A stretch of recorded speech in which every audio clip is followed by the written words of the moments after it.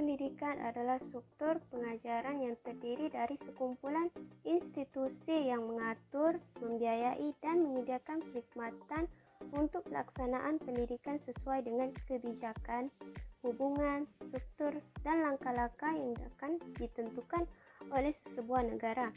Sistem pendidikan di Malaysia pula diselia oleh Kementerian Pendidikan Malaysia KPM, manakala pendidikan di Malaysia pula terdiri daripada beberapa peringkat. Peringkat yang pertama adalah prasekolah, kedua pendidikan rendah, ketiga pendidikan menengah dan yang terakhir adalah pengajian tinggi. Sebaliknya pula, pendidikan di Indonesia pula diselia oleh Kementerian Pendidikan dan Kebudayaan Republik Indonesia.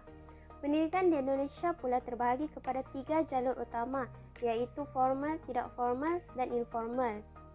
Semua penduduk di Indonesia wajib mengikuti program wajib belajar pendidikan dasar selama 9 tahun, iaitu 6 tahun di sekolah dasar dan 3 tahun di sekolah menengah pertama.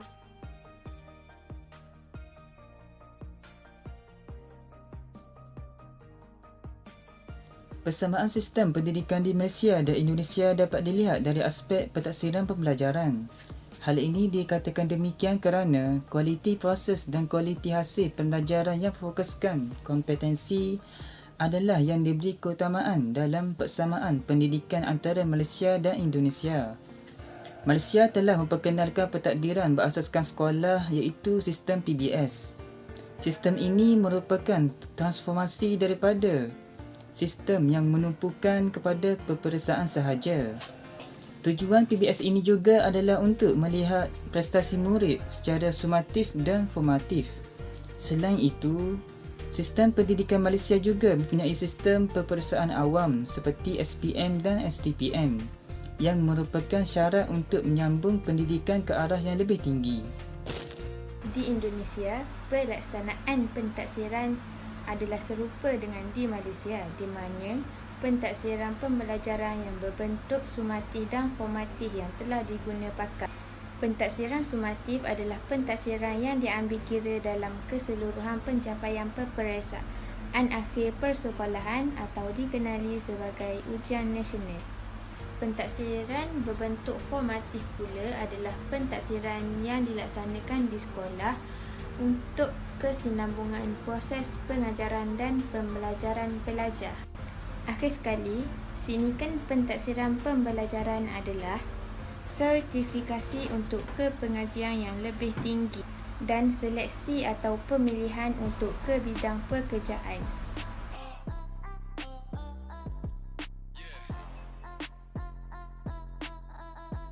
Perbezaan sistem pendidikan di Malaysia dan Indonesia. Sistem pendidikan di Malaysia mempunyai beberapa peringkat. Yang pertama, sistem pendidikan prasekolah. Sistem pendidikan prasekolah hanya terbuka kepada pelajar yang berumur 4 tahun hingga 6 tahun sahaja. Sistem pendidikan prasekolah tidak wajib di Malaysia. Sistem pendidikan prasekolah turut juga berada di sekolah rendah kebangsaan. Ini membuka peluang kepada golongan berpendapatan rendah. Seterusnya, sistem pendidikan rendah. Sistem pendidikan rendah terbahagi kepada dua, iaitu sistem pendidikan sekolah rendah jenis kebangsaan dan sistem pendidikan sekolah kebangsaan. Subjek yang wajib diambil sewaktu sistem pendidikan sekolah rendah ialah bahasa Melayu dan bahasa Inggeris. Seterusnya, sistem pendidikan menengah. Di sistem pendidikan sekolah menengah hanya berlangsung selama 5 tahun sahaja, dari pelajar yang berumur 13 tahun hingga 17 tahun. Seterusnya, sistem pendidikan pra-universiti. Sistem pendidikan pra-universiti hanya kepada pelajar tingkatan 6, iaitu pelajar tingkatan 5 yang tamat SPM. Sistem pendidikan pra-universiti juga terbahagi kepada dua, iaitu tingkatan 6 atas dan tingkatan 6 bawah. Sistem pendidikan pra-universiti hanya berlangsung selama 1 tahun 6 bulan sahaja. Seterusnya, sistem pendidikan tinggi. Sistem pendidikan tinggi Sistem pendidikan tinggi. Sistem pendidikan tinggi, beasiswa diberikan kepada pelajar yang layak masuk ke universiti. Sistem pendidikan tinggi juga berada di bawah kementerian. Itu saja. Menerangkan tentang perbezaan sistem pendidikan di negara Malaysia dan Indonesia. Saya ingin menerangkan tentang sistem pendidikan di Indonesia. Sistem pendidikan di Indonesia yang pertama ialah pendidikan asas usia dini. Pendidikan ini adalah satu upaya pembinaan yang dituju bagi anak sejak lahir hingga 6 tahun yang melakukan untuk membantu pertumbuhan dan perkembangan jasmani dan kerohanian.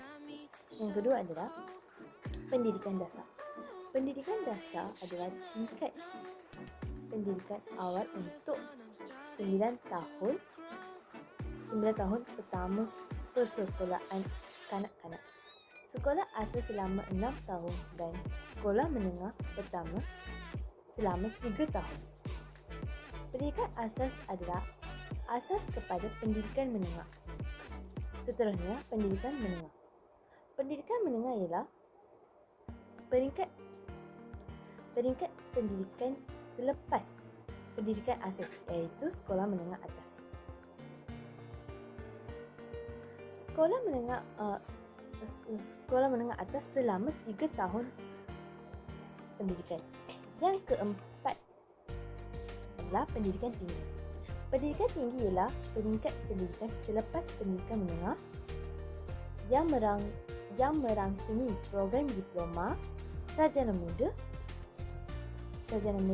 sarjana kedoktoran dan kepakaran yang dianjurkan oleh universiti.